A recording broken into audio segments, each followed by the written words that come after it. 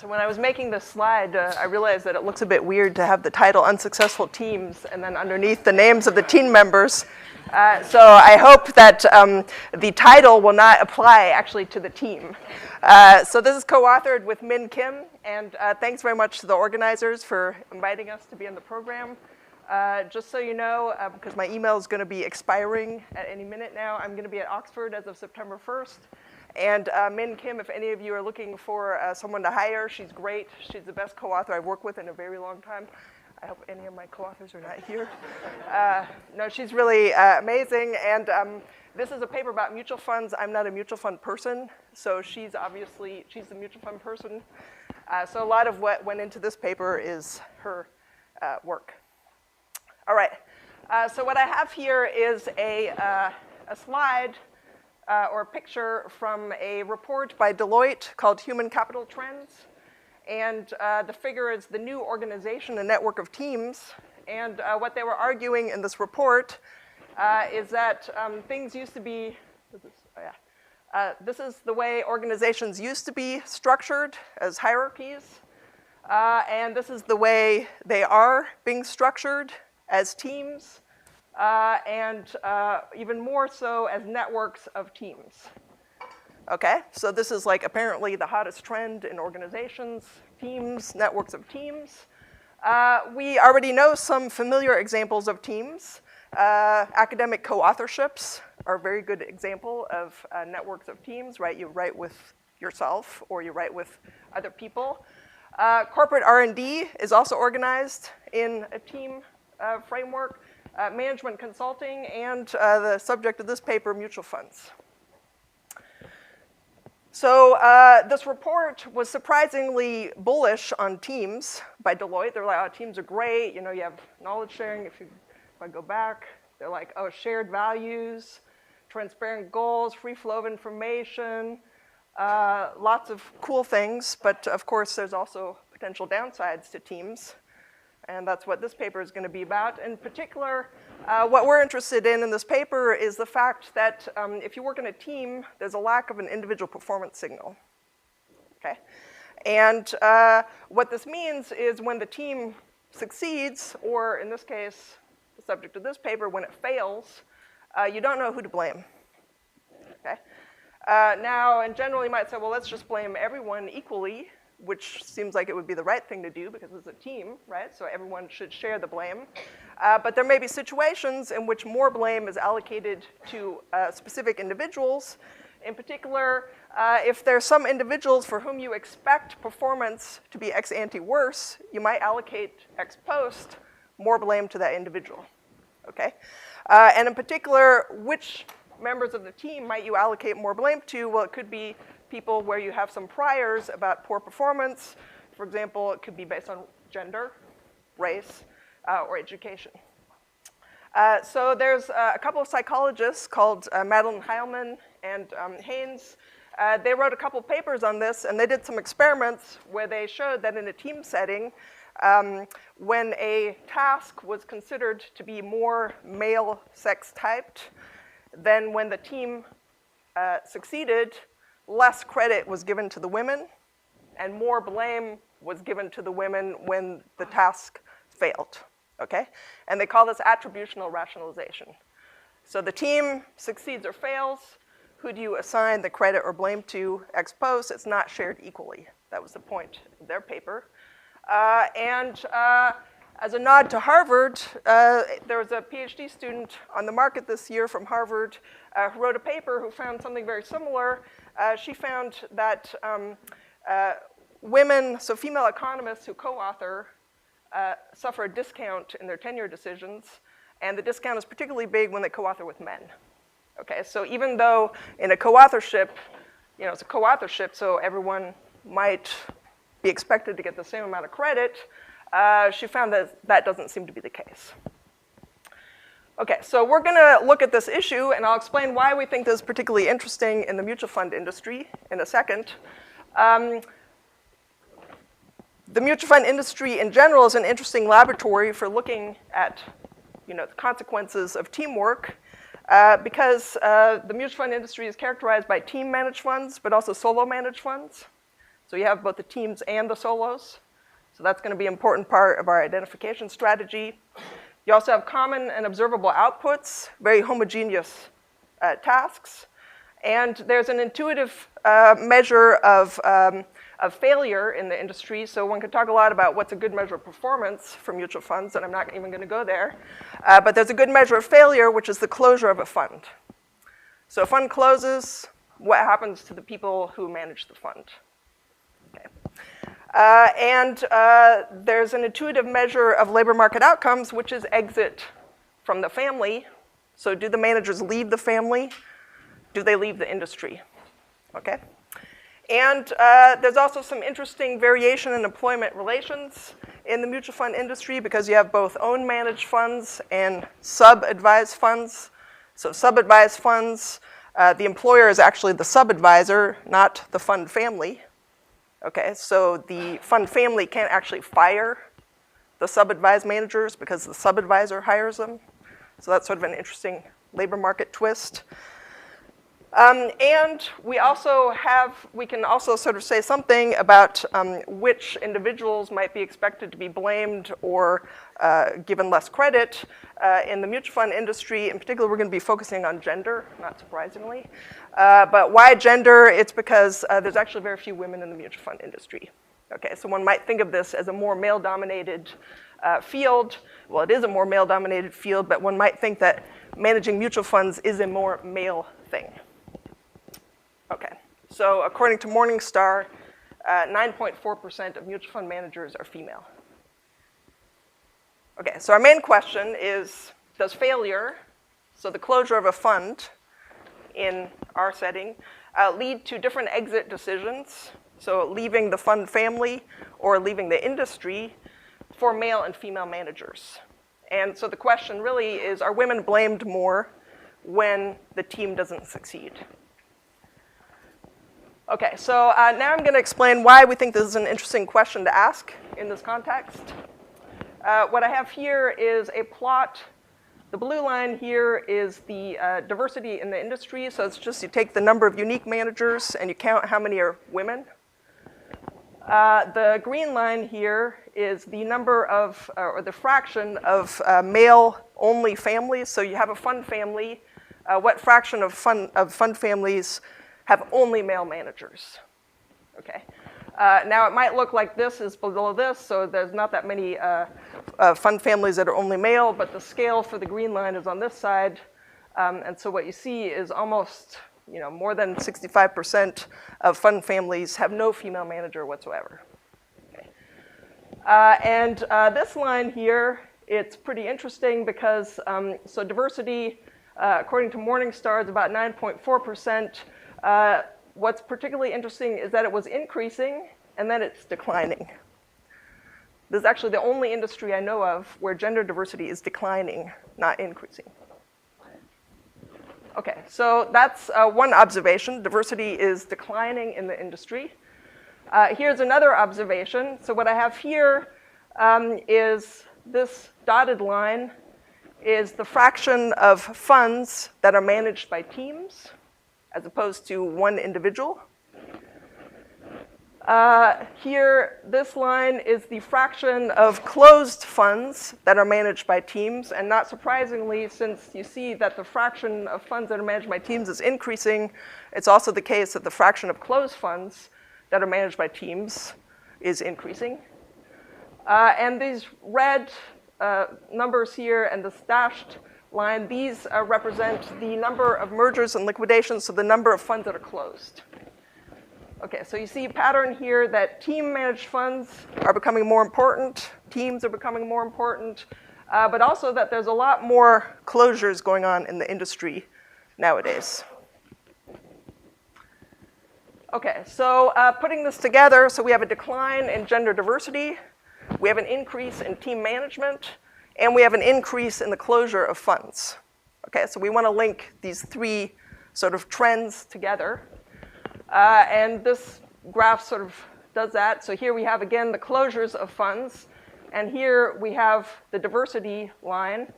And you see, sort of eyeballing it, it looks like diversity is going down precisely as closure of funds is going up. Okay, so just to put this diversity line here into context, so this is what we want to try to explain, or why we think this argument that we're making might actually be relevant for the mutual fund industry. But just to put this into context, in general, is diversity increasing? And the answer is yes, even in finance.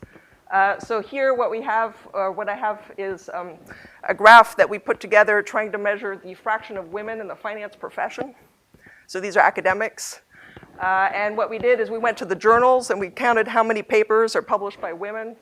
And this is basically the time trend. So we have roughly 20% of authors publishing in finance journals are now female.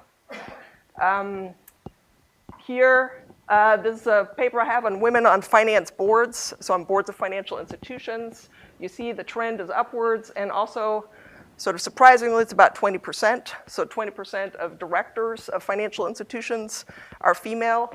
Now, you compare that to the downward trend in diversity in the mutual fund industry, it's pretty striking. Okay, so what do we find?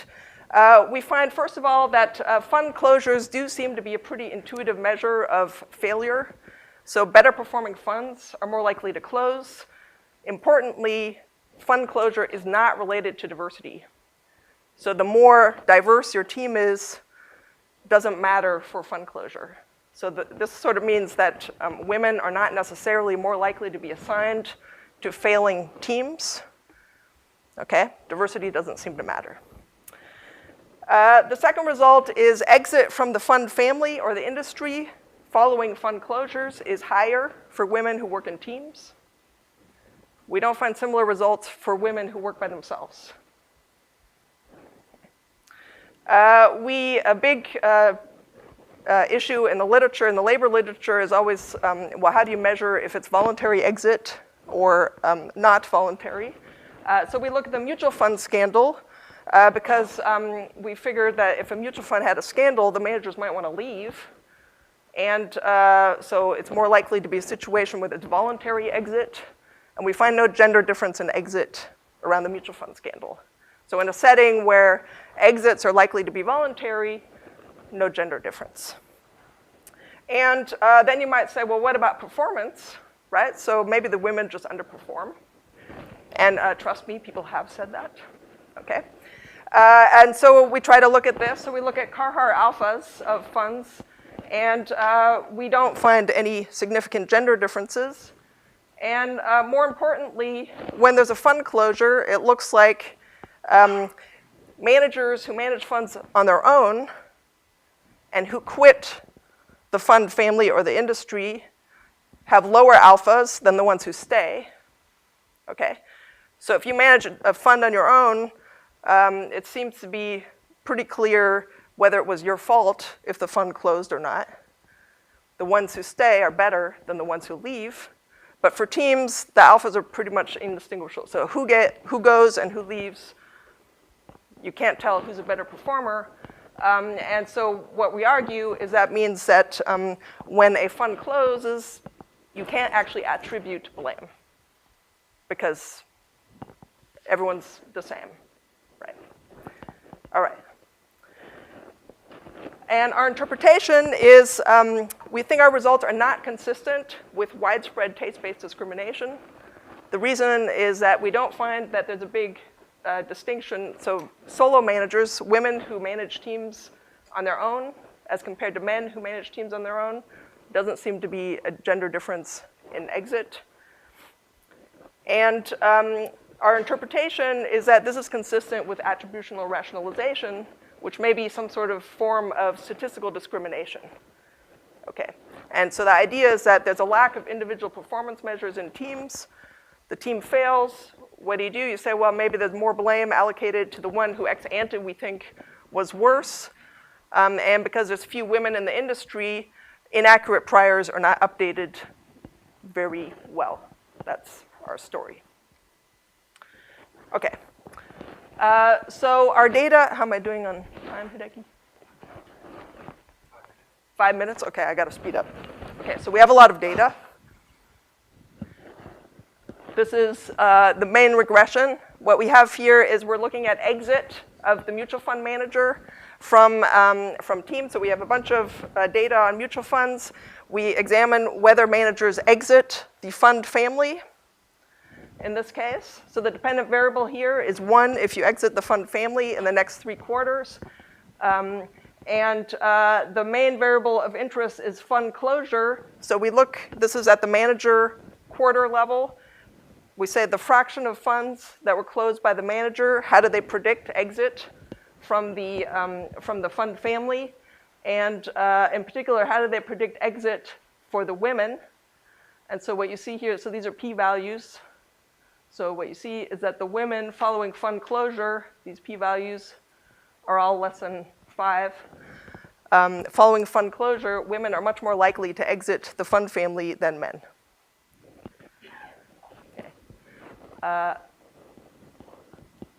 And sorry, that was for team managers. Here are sole managers. And the key variable, the key coefficient of interest here is, again, fund closure times female. And you see that's not significant. So if a woman and a man, if they manage the team on their manage the fund on their own, the fund closes, there's no gender difference in who leaves. Okay? And since I'm running out of time, I won't go through this one here. But also, if you leave the industry, so this is for industry exit, so there's no gender difference in exit from the industry for managers who manage teams on their own. Funds on their own. There is a gender difference if managers manage in teams. Okay. Okay, so the evidence suggests that following fund closures, female managers are more likely to leave the fund family and the industry than male managers when they work in teams, but not when they work alone. Okay, so this is consistent with attributional rationalization because you don't have an individual performance signal, you don't know who to sort of assign blame to, and what do? You assign blame based on a potential inaccurate prior. Okay, so now briefly, since, what do I have, like 3 minutes? Okay, I still have 5 minutes. Oh, that's good. I like this, this expanding 5 minutes. Okay. All right, so now you may be wondering, identification issues, right? So obviously this is a big issue. So there's 2 big concerns in the literature. Well, there's many concerns, but in the literature on gender, the very big concern is how do you separate supply from demand side? Okay, and so what does this mean? It's like, how do you know it's not the women versus the fund families, right? So what arguments could you make that it's the women? Well, you could say, well, the women, the fund closes. We all know that women shy away from competition, right? And so then they realize they're not cut out for the industry and they leave, right? So it's voluntary, okay? So that would be like the standard story that people would tell, okay? And so how do we separate out that story? And so we think the fact that we find results only for the teams, but not for the solo managers, helps us with that, helps us roll out that story. Because if the women avoid competition, well, it shouldn't matter if they're in a team or if they're managing by themselves. They should always avoid competition. And so the fact that there's no gender difference in exit for the solo managers suggests that the results are not just driven by women's preferences. Okay? So that's one argument that we make that tries to say that the results are consistent with a demand side story, that it's actually the fund families that are discriminating. It's not that women voluntarily exit. Okay. The second big question is, how do we distinguish a quit from a fire? Okay, so this is a big issue in the labor literature, right? Because all we have is we measure exit. We don't know if they were actually fired, right? Again, this gets back to, well, is it voluntary? The women just, they just leave the industry. The fund closes. They say, oh, we're not good managers, right? So let's leave. So how do we distinguish that? So what we do is we look at the mutual fund scandals, and we say, well, the mutual fund scandals were a period when managers might have wanted to leave voluntarily, If we also find a gender difference there, that might suggest that, okay, well maybe what we find before is not driven by families firing the women more frequently, but by the fact that women just like to leave when funds close. Okay, so here's what we look at. So here we have the mutual fund family. So we look at the same regressions. The dependent variable is 1 if you exit the family, or here if you exit the industry. And we put in a scandal dummy. Okay, so it's 1 if you were a mutual fund that was tainted by the scandal. The important thing to note is that on average, managers are more likely. So if you look, for example, if you're a scandal family, managers are more likely to want to leave the family, right? So you're tainted by the scandal, managers want to leave, or at least that's what we're arguing. But there's no, if you look here, there's no gender difference in leaving, right? Women are not more likely to leave tainted families than men. And you could argue that, well, exit around the mutual fund family is more likely to be voluntary, especially because you see that managers are more likely to leave the family, but not necessarily, here's the industry, not necessarily the industry, right? So you leave the family, but you stay in the industry.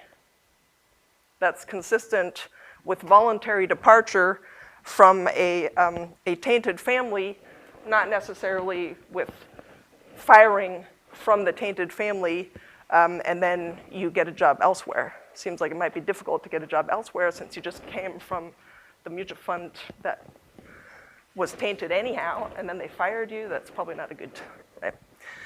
Okay, and then also if we do triple interactions, so you're a scandal family, there's fund closures, and is there a gender difference? If you're women, no, actually, if anything, the women are more likely to stay rather than leave. Okay, and you could come up with a story for that, but it doesn't suggest that when exit is voluntary, there's a gender difference, which therefore suggests that our previous results are consistent with fund families firing women more frequently when there's fund closure, particularly when these fund closures happen for teams. Okay, so what about performance? So we do 2 things, and I'm assuming my 5 minutes are still, oh, okay. So we look at Carhart alphas. So we do 2 things. It's a bit tricky because this is precisely our point, is that if you manage a fund in a team, how do you assign performance, right? How do you attribute performance? So actually measuring the alphas is not so obvious how you do it, because some funds are managed by teams, some funds are managed individually. And so what we do, the first thing we do is we look at funds that are only managed by men, and we compare them to funds where there happens to also be a woman. So we call these diverse funds. And we estimate standard alphas. I won't go through the equation. But here are the Fama-French alphas. And so here are the male-only alphas. Okay, so here, for example, here are the p-values. Here is the difference from the diverse fund to the male only. And what you see is, so here it happens to be negative, but not significant. Down here it's positive, not significant, positive, not significant. So none of these are significant. None of the differences between male only and diverse funds alphas are significant. Okay, so basically they're indistinguishable. We do it another way where we take the individual and we say, let's look at the portfolio of men, and then we look at the portfolios of women, and then we create a male-only versus a female manager's funds, do the same thing. And so here, for example, here's an alpha for the men. Here's the additional alpha from the women. None of these are significant. And you do it in different ways, equal weighted, value weighted. You never see any difference. Okay. And just a final point, what we do also is, so our whole point is that teams that are managed by individuals, you have a good performance signal, funds that are managed by individuals, you have a good performance signal. Funds that are managed by teams, no performance signal. So let's look at the alphas for solo managers. So here we regress for each manager, we get an alpha. And then here what we have are the t-statistics. So here are the t-statistics for solo managers after fund closures. That's this blue line, who stay in the fund family. Here are the ones who quit the fund family. Okay, so what you see is that the ones who stay are the ones who are better performers, okay, which is consistent with the idea that there's better performance signals for these guys. Now we do the same thing for the teams. So here are the t-statistics for the team members who stay following fund closures. And here, the dashed line is the ones who quit. And you see there's no difference, right? So you can't distinguish the performance of the ones who stay from the ones who quit, which therefore also suggests that there should be no gender difference in the exit behavior when funds close. Okay. So to conclude, because I assume now that my 1 minute has expired. Okay. So diversity in the fund industry has been declining. This is in stark contrast to other sectors. I mean, it's really very striking. What we do is we document that female team managers are significantly more likely to leave their jobs and the industry amid fund closures than male team managers, even though there's no evidence that one can distinguish the performance of the men and the women. Okay. And it's well known, just as a general point, that work by individuals can be subject to discrimination. So there's a recent paper by Egan, Matvos, and Seru, for example, who find that following financial manager misconduct, the women are more likely to be fired. And that's a setting where individual performance can be measured, right? So you know exactly whether it was the man or the woman who engaged in misconduct. And so even though the men engage in misconduct, the women engage in misconduct, the women are more likely to be fired. That's what they find. And they interpret that with taste-based discrimination. So what we're arguing here is, discrimination can exist, but teams might be especially prone to a certain type of discrimination precisely because you don't have a good performance signal, right? And so teams may be subject to attributional rationalization. And so, one has to be obviously careful if we say, oh, well, we should all move to networks of teams, then one has to be very careful to understand that, well, but then you lack individual performance signals, and this is important, as we can see, because diversity shot down if you buy our argument. All right, thank you. All right, first of all, thanks to the organizers for asking me to discuss this paper. I know nothing at all about the mutual fund industry, never done work on gender discrimination. So I guess they wanted to have an unsuccessful discussion for an unsuccessful Teams paper. I don't know, but I figure like I can learn something. I can meet René, who's worked on boards and known for a long time.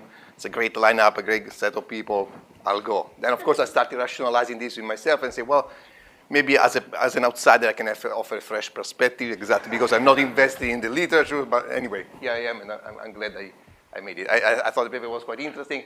No need to summarize it. I think she did a great job with that. There's a lot going on in the paper. So and a lot to like. It's a relevant research question. Clearly, this trend of declining the diversity in this industry now seems to be in contrast with what happens in other places. The results have broader implication for other settings since teamwork is so pervasive. It's a test of a theory, which is a nice thing. It's an interesting new theory that I wasn't familiar with, very intuitive. And there's a lot of good things in the paper as far as clever ideas on how to use the research design, comparing different type of funds, the 2003 scandal. So there's a lot of good features. And I think so all the ingredients are there, I think, for a potential important contribution to the literature. I suspect the paper is fairly new, right? It was because you sent me a first version a few months ago. So hopefully I can offer some suggestions to further improve it. Perhaps my overarching comment in all of this is that I would like to see more evidence from the field. Being somebody who doesn't know a lot about the mutual fund industry, but being an accountant, my first question is how does exactly the performance evaluation process works there, right? So I started thinking about some questions I had as I read the paper. For example, I don't know why there are mutual fund teams in the first place, and so that makes me wonder when I compare it to team versus solo, is there any bias in that? Because I don't know exactly why these mutual funds need a team, what type of skills are needed on the team, what type of choices lead the employers to bring a manager to a team as opposed to be a solo manager. And more generally, what's the role of different managers on the same team? Is there some kind of seniority on it? It doesn't matter who gets there first. Are there different tasks? So can I assume it's exactly the same? And if I compare each of them to a solo manager, can I make that comparison? It's possible the answer is very simple to that, but I don't know, and I think from the paper it's not clear. And more generally, how does performance evaluation work? At some level, they need to evaluate performance somehow, even on a team, right? Because they're making decisions on compensation, on promotion, demotion, and it's not just for diverse teams. Even on an all-male team, there has to be some criteria they use to assess performance. It's hard to imagine that there would be no individual assessment at all. In fact, you do mention a couple of papers, but there are not a lot of details that look at promotion demotions, like a reallocation of fund managers. So I suppose they talk about some of these criteria, and it would be useful to see what that is. Who performs the evaluation? In some sense, this is the employer idea. I suspect, for example, most supervisors in charge of this would be male, so it could be simply that they have a taste-based bias by the evaluator. Now, you might say, I don't find the results on the solo managers, so that's unlikely to be the case, but it still would be helpful to know who is doing this. And in that context, I was thinking of borrowing from a team in other settings. We know that peer reviews are very frequent. So my sense would be that probably they do some kind of peer reviews where the team managers review each other. If that's the case, maybe we are capturing a taste-based bias by male colleagues. And this is actually testable. You could look at cases where they have at least 3 team managers, and if the rest of the team is all male, is they more likely to be exit. But the general point here is I'm not saying that this necessarily would explain your results. It's more to understand a little bit the process so that we can assess whether or not we can have alternative explanation for the result. And if we allow for the possibility of peer reviews, it's also possible that those peer reviews do capture correctly performance, and perhaps there is good reasons for the exit rates that we document. So more on this process, at least for those who are outside of the industry, will really help to kind of get more texture of the context. And I think the overall message is, I'm not so sure that we are in a complete absence of individual level assessment as in the theory that you refer to. So those guys published 2 papers that are experiments where you, in some sense, can impose that there is no individual level assessment. I guess in reality, there is always an attempt to come up with some individual level assessment. And so, it's not clear whether we can make that assumption as strong as in the paper. In fact, in those experiments, they show 3 circumstances where that theory may not work, right? One of them is when there is some individual level feedback. So they say that moderates that effect. And the other one is when the task is structured in a certain way, which makes me think, maybe the role of different members on the team may explain that as well. Okay? So if you try to tie it more to the theory also in the way they do it, you may come up with some interesting predictions. Now, on the theory itself, again, I'm not a psychologist. This was new to me. Seems reasonable, the whole argument that you rely on these kind of prior expectations when you don't have an individual level signal. I had a couple of random thoughts, and that shows my ignorance on this topic, but the first one was, it wasn't clear to me that there should be lower performance expectation for female managers. I do understand the argument you just made, that is, it's a male-dominated industry, so there may be an association, like this presumption that, it's a male type of task. But that seems an unconditional argument to me, across all female maybe. But when you're an employer making these decisions, you're looking at the subset of female managers who made it to the industry, right? So conditional upon that, it's not, and there should be the best ones, the ones coming from the upper tail of the distribution. So conditional on that, it's not obvious to me that you would take the average overall. I mean, it may happen, maybe that's what you're trying to test, but it wasn't so obvious to me. Unlike experiments where in some sense you don't know anything except the gender, and then you can make that type of generalization. Now, are these performance expectations assumed to be correct or biased? Does it matter for the theory? I wasn't so sure. I think if they are correct, then of course it would be rational to have this higher exit rate for female managers, but obviously you show that they're not. There is bias in the sense that the performance tends to be similar between female managers and male managers. But then if they are biased, to me, it's still a story of taste-based discrimination. I have these biased preferences to start with as a prejudice story, and I don't update them because I don't have new signals. But I wasn't sure how this theory is statistical-based discrimination, which in my mind is more the case where you have a typical individual who is better than group average, but gets put into the group average because of lack of signals. And the group average is really lower than the rest of the groups. So I wasn't sure whether this is really, you present it as a form of statistical-based discrimination. Maybe it doesn't really matter for the paper. But to me, it's still a little bit of taste-based discrimination as well. In the empirical strategy, probably that's the part I feel more comfortable with. You have this leave dummy. If they leave the family fund, you also do it for the industry if you leave the industry. Closure is the variable of interest here in the interaction with female and closure. That's the important variable. You control for the percentage of managers leaving the industry, fund family fixed effect, a bunch of manager level controls and fund family level controls, capture here, and then you interact with those controls with female. Simple thought here, there is no manager's age in the regression, typically in turnover type of analysis. I don't know if maybe you don't have the data for that. Okay, so okay, that's the, I thought that would be an easy one to add. Now to your base result that you showed earlier is essentially the interaction between fund closure and female. So you start with a simple model, then you add the controls. So that's the result of interest here. You add the controls, and then you add the controls interacting with female, and then you do the analysis without fixed effects. You repeat the column 2 and 3 in 5 and 6. There's also an additional model that's actually turned out to be very important, where you interact fund closure with tenure. And the argument there is perhaps females leave more frequently because they join later, they're shorter tenure, and there's some kind of LIFO rule, last in, first out, and that allows you to rule that out. But we'll see how that plays a role later. Actually, the results get stronger when you control for tenure. Okay, but I'll go back to that in a little bit. Now, so that's kind of your baseline results for team managers in diverse teams. Then you do this clever comparison with the sole managed funds to argue that, let's see what we find there. If it's voluntary or if it's other things going on, I should sit there too. Now, your argument there, I think it's a clever test, but it's based on this idea that nothing else changes between solo and team except the structure of the teams. Okay, because gender is the same, a female in one case, a female in the other case. So you make these arguments in the paper a number of times. I think they're reasonable. At the same time, it's not so obvious that these reasons are unlikely to vary across team structure. In particular, we probably think the choice of the structure is endogenous, and there are some reasons for it, either from the side of the fund manager or from the side of the employer.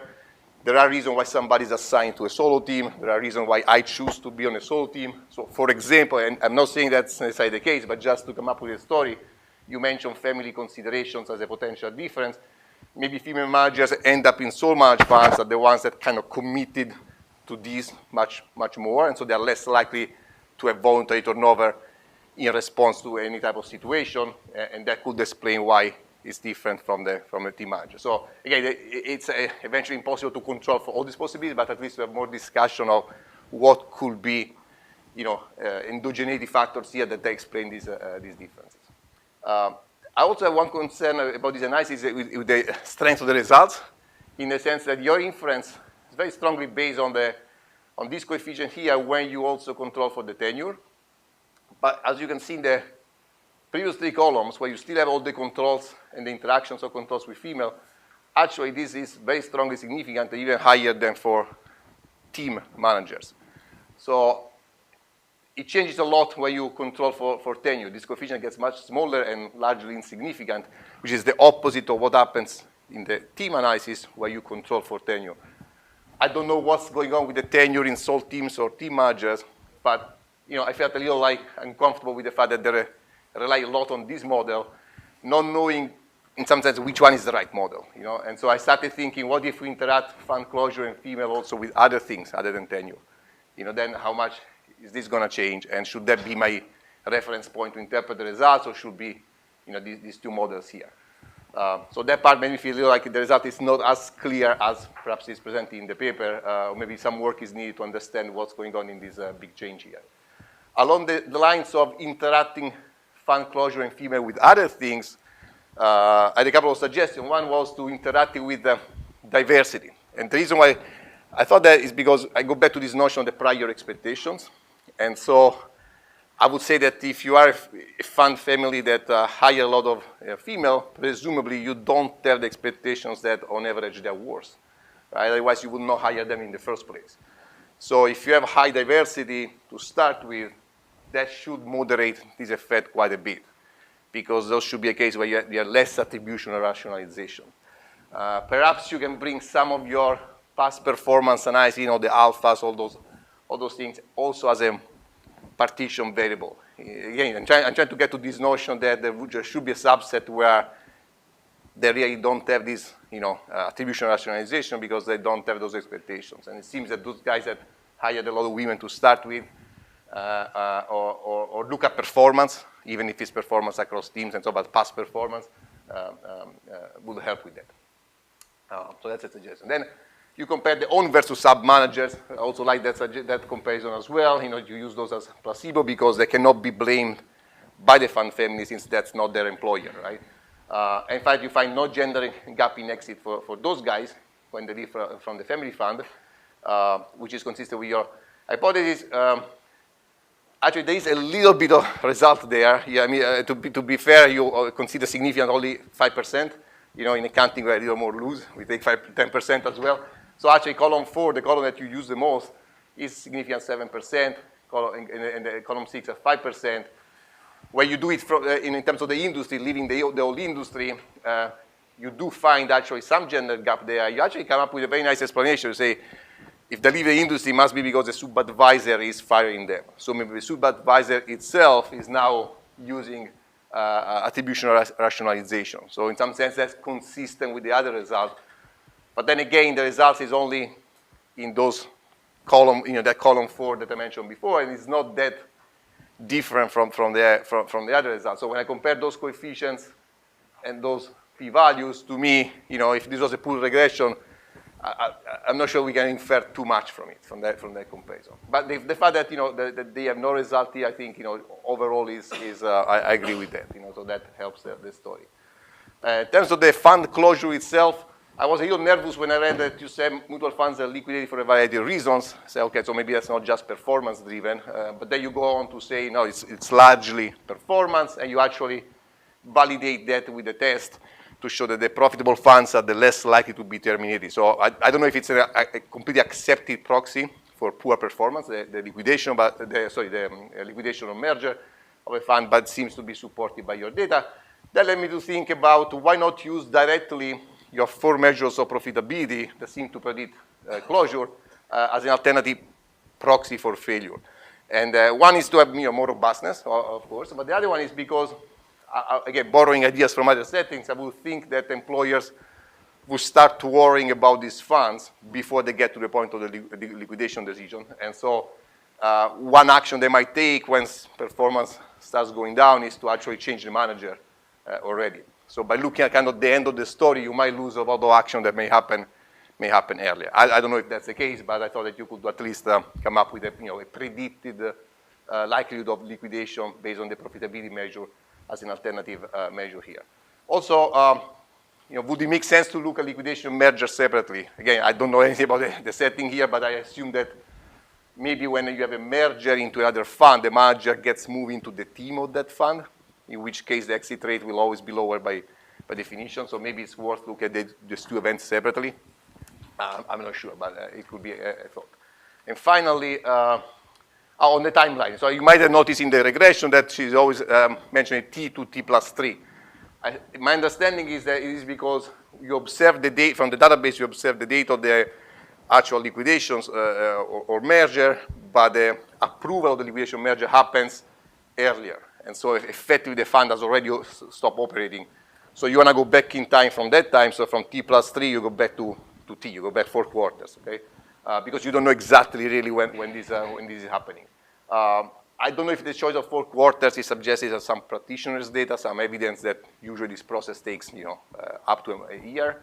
And again, my concern was maybe you might be getting some pre-closure voluntary exit if these closures are anticipated. People may leave, the literature on boards, for example, tell us that directors tend to leave before bad news, so maybe there is some anticipation here going on. So maybe some robustness, and that's particularly concern, I think, for 2009, where you say there's a huge spike in closures. I suppose as a result of the crisis in 2008, and these closures are probably anticipated, so people might move around different funds earlier. So maybe some robustness here, using 3 quarters or 2 quarters, or just some evidence to support your choice might help.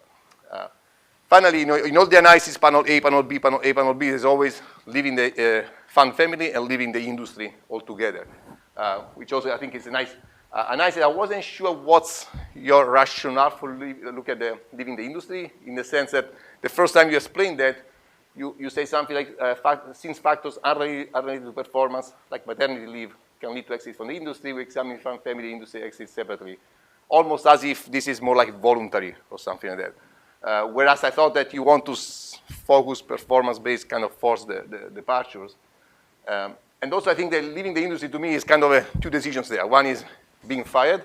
The second one is being not rehired by another fund family, which is something you can exploit, I think, especially because you actually show that the hiring rates are not different.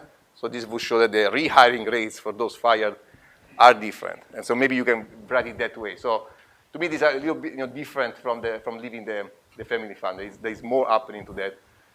So maybe your motivation for that could be that if you still find gender gap at the industry exit level, which you do, it means essentially they're not rehired at the equal rate as male, suggesting that there's a blame for team performance also by other fund families, other than the one where the performance occurred. I don't know. I also noticed that, and by the way, that's kind of the motivation you use when you do it for sub-managers. So maybe you can bring it up front. I also noticed you have a univariate test, which I really like, where you split the 3 outcomes, leaving the fund family, and then based on that, move to another family versus leaving the industry.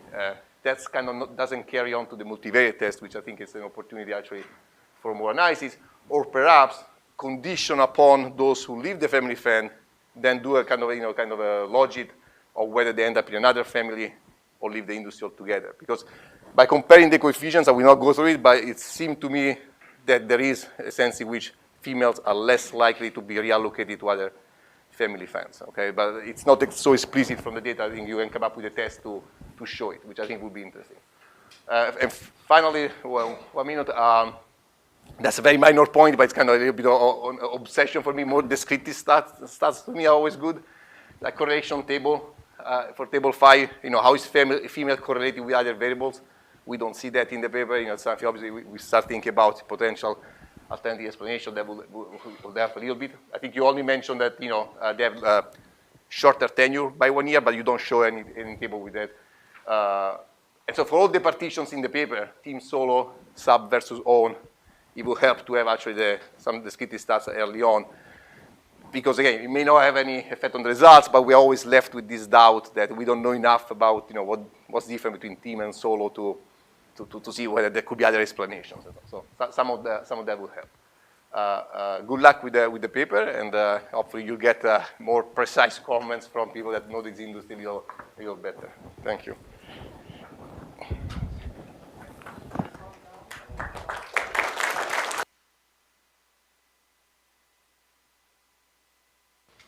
Well, just briefly, thanks a lot. Those are great questions. And actually, a lot of the questions you asked are things that we don't really know, like how are they evaluated and all those things.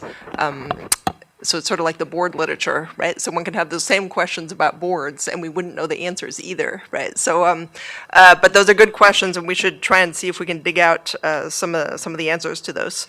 And I'm happy to take questions if. Oh, sure. Yeah. If anybody has questions.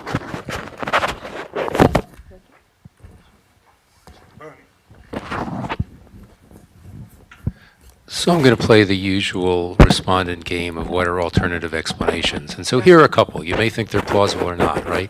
Women just don't like to work with in teams, especially they don't like to work with men. So when something happens to their project, they go away, right? Has nothing to do with whether other people in the team thought they were good or not, which you don't directly observe. I don't quite know what you do about that, right? Other than talk about it. But that's what I was thinking was, okay, it's just not fun to work with all these macho guys, so let me go do something else. I've learned what it's like, and I don't like it. Okay, so what might help us there, yeah, so you can always argue it's the women's fault, right? Which is, women don't like to work in teams, but or what they might make it unpleasant. When are they? yeah, right, I know, because, so guys are jerks, and so women are like, oh my God, But what might help us there is the mutual fund scandal results. So we don't find, for team managers, we don't find any gender difference in exit around the mutual fund scandal, which sort of suggests that it's not a team thing per se, but it's, because around the mutual fund scandal, when exit is more likely to be voluntary, we argue, you don't see a gender difference. So I think that helps us, but that's a good point. We should, I hadn't heard that one before, that women don't like to work in, so.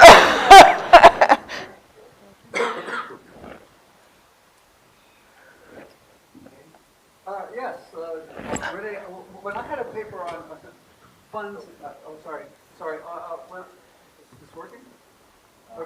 Okay, can we just talk about it? I had a paper on teams and mutual funds, which I don't want to, teams versus individuals, which I don't want to discuss here, but a big source of pushback that I got, which might be relevant to your paper as well, is that this organizational structure is simply catering. That is, in individually managed funds, supposedly, there's just as much collective decision-making as in a team. The individual funds are basically marketed to individual investors who want a swashbuckling star to be managing their money, and the team-managed funds are sold to investors who want more responsibility and better governance, which they associate with having a team structure that has checks and balances. So could it simply be that these women simply haven't established as much star quality since it maybe perhaps not been in the industry or their names aren't as big, and therefore they're less likely to be hired? If you think so in the teams? Essentially, you can think of it as if you're putting people on the marquee to cater to. Right. Yeah. So, and then in that case, okay, it still wouldn't quite explain why there's a gender difference, because you could say the same about the men, right? The men are also not stars, and so they work in teams. No, but I mean within the team, it might be the case that the man in the man in the team, in the mutual fund team, who's been put in there as sort of the male public face, it may be have been around longer and more of a star. So I think if I don't put him in, then if I don't rehire him, I'm going to lose some investors. But she's not so well known, and maybe it's better for me to attribute the blame to her in some sense, because I'll lose less clients that way. Yeah. So so you could always argue that the weaker women get assigned to teams potentially, and so so one thing that we do is we look at the tenure, which I think goes a bit towards that. So we don't find that tenure seems to matter. So if it was systematically the case that the women were always, sort of the last in, you might think that they would be the more likely, with shorter tenure, they would be more likely to leave. But we don't find that. Okay. But also we're trying to get some data on education and sort of expertise in the industry. It's a bit tricky. The data is very imperfect. So a lot of the questions you asked, I would love to have that data. There's not very good data on this, but we might be able to do more. But yeah, so we have to think about that. I think the tenure results help us there, but and we should look at your paper, of course. And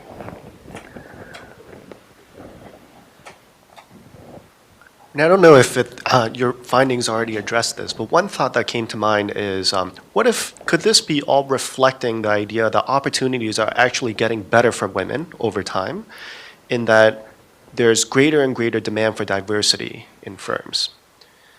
Now, in normal times, when funds aren't closing, there are costs to picking up and moving, taking your, perhaps better outside options. You don't want to move your family.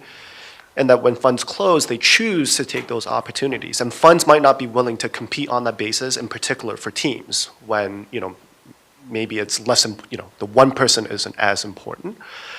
And so this is just reflecting the fact that there's greater opportunities for the time being, given that if people are demanding women of a lot of professional experience, and the market hasn't had enough time to adjust for that on the supply side yet, then couldn't it show up this way? So you're saying they leave and they go elsewhere? They do other things? Yeah, they have.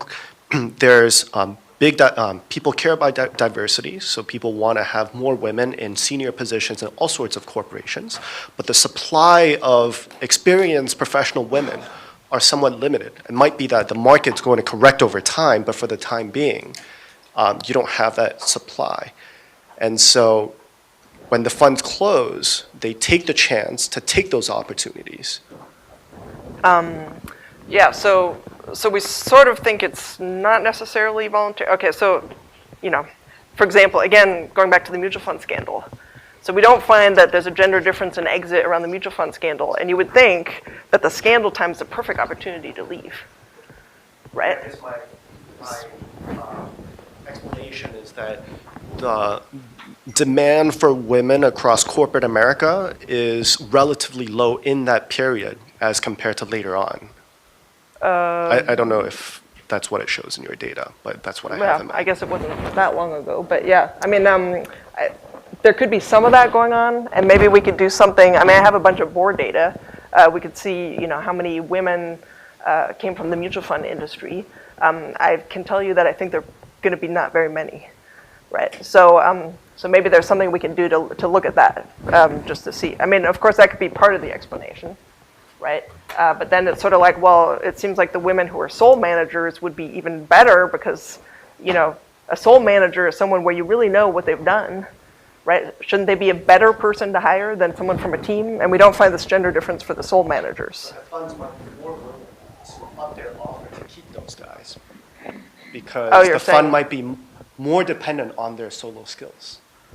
Okay. Yeah, we'd have to look at that. Yeah, that's.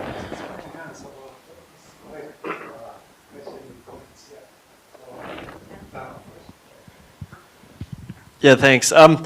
Maybe a bit of a more positive story about the solo managers. It would seem quite plausible that in an industry like this, where you have very few women, that these solo managers are extremely resilient, right? And therefore, you would expect probably that these solo managers would quit far less than the team managers. And that just brings up a larger point. I know you only look at exit, but is there any statistics, even general statistics, about the amount of these terminations that are not voluntary? So when there's fund closure, is it that the vast majority are leaving on a voluntary basis, and really it's a small portion that are actually being terminated or fired? Is there any indication of how much of this is indeed voluntary versus forced leaving? I would assume, and I may be completely wrong, that most people voluntarily leave because they don't want a black mark on their record, right? So this is maybe all voluntary, but I don't know, right? I could be completely wrong in that, but there must be some indication of how much of this is voluntary versus forced firing. Yeah, so you're asking good questions. So actually, we're innovating on too many dimensions in this paper. Because as far as I know, there's not that many papers actually looking at fund closure. So this is so I think, that part is already a bit of a new innovation to the literature. And so whether these are actually quits or fires, this is like a big thing in the labor literature, right? Like, how do you tell? And the data on this is not so easy to get. But we could, we have to do more on that. Actually, some of the questions you had about looking at moving to another fund, we could probably look at that a bit more. That'd be interesting. And also, originally, we had a different measure of fund closure. Actually, some of our results were much better with the other measure. But then Jonathan Burke, I don't know if you know Jonathan Burke, but he was in the audience. He was like, everything you're doing is wrong. And so So then we're like, okay, so let's not take a stand on which are actual fund closures, if they're failures or not. And so so we're still navigating. But yeah, we should look at this. So over this period, I'd say there's a huge shift in the fund industry where at the beginning of your sample, it's like a high prestige, high compensation. And by especially the late 2000s, it's kind of boring, indexing, low prestige, low compensation. So if you had better outside offers, I think this is exactly when you'd expect people to be leaving. And so I just thinking about how that interacts with the general trend seems really important, just because the job is fundamentally different at the beginning and the end, and how it's perceived. I mean, maybe who enters is very different. Yeah, we should look at that. Maybe we could do something more trying to, I don't know, look at LinkedIn data. I'm like, I hope we don't have to do that, but to see where people go. Because that, yeah, the better outside offers. I think when you discuss the theory, you might want to integrate the fact that there is a push for diversity. If you have the push for diversity, kind of the standard argument is there is a value to diversity, and therefore you should be willing to make bets, to take risks on women who might not have as much in terms of experience or standard qualifications. In kind of a simple model, people would say if you do that, then when you get some extra signal, then you give more weight to it because you have less information to begin with when it's a woman than when it's a man. It's a minus from your perspective, but it's one that is necessary if you have at the same time a push for diversity and you're willing to take bets, which from your perspective is a positive thing. So that's something you might want to think about and try to see what you can engage with empirically. Yeah, no, that's a good point. That's an interesting point.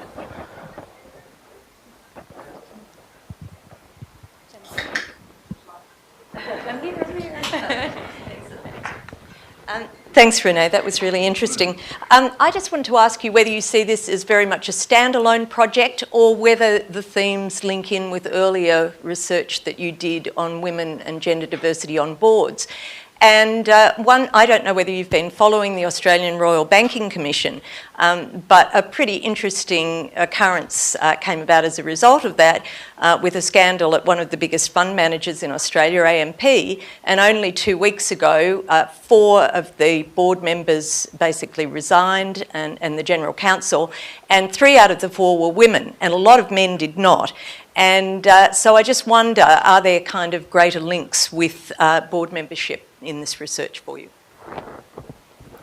Yeah, well, so obviously it ties into the previous work I've done, but actually, and now that I'm thinking about it, so I sort of didn't want to sell this as a gender paper, and the reason, maybe unsuccessfully, yeah. I mean, because the point is broader, right? It's not just a gender thing. Like the point is that you have a team, and then how do you evaluate the individual team members? I mean, this is sort of like a broad point, and we happen to look at gender because you can measure it, and we think there's reasons why one might think that women in finance, and if you think that people don't think that women can't do finance, there are people who think that women can't do finance, right? So I think that it was natural to think of gender, but now that I think about it, maybe some of these other questions also, maybe we should try to find another measure that's not gender related to try to see if we find similar results there. And one reason I didn't, it is a gender paper, but it's also not a gender paper. And any potential referees, it's not just a gender paper, because publishing gender is impossible, because you can always say that it's the women's fault, right? So the women always want to leave, and then how do you fight that? It's really hard, right? So it does link, but it's more general than that. We start with one data point that's really clear, and that's the lack of diversity in the industry. But the next step is this has been a period of turmoil in the mutual fund industry unlike anything anybody's ever seen. if you're measuring performance, for example, you're measuring active managers. The number of actively managed funds are shrinking. There's a shift not just to passive funds, but also to quantification, which are organized in radically different ways. The number of fund closures, the shift to things called slice management, where the team is quite different. The changes in the distribution of fund in the distribution of fund shares has changed radically. So in the last 5 years, as the data I've seen, essentially the only actively managed funds that are not losing assets are the three top performers in a field. The reason I stress the massiveness of this change is what struck me as wonderful about the paper was it might allow identifying where the glitch was that was generating the lack of diversity, but without recognizing just the tectonic shift in what's happened in the fund industry over the last 10 years. It's hard to tell.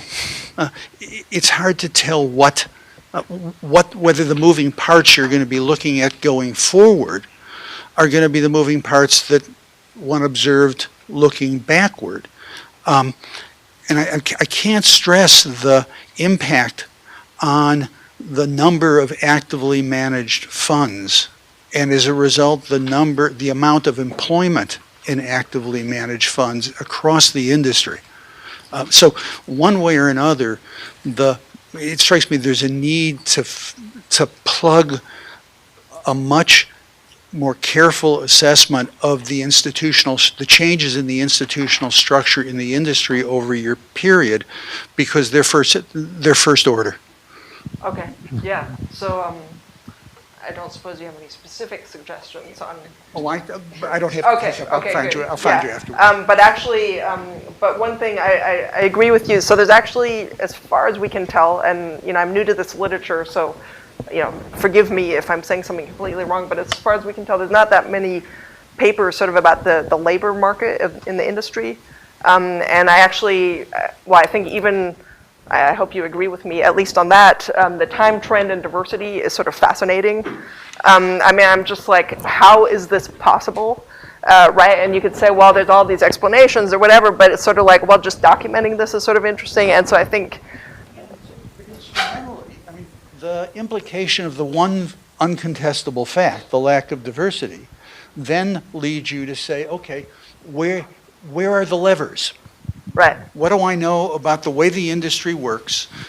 How are sub-advisors different? Yeah. What happens in areas where active management and hence employment opportunity in areas where you can actually think about measuring performance, though it's hard. Right.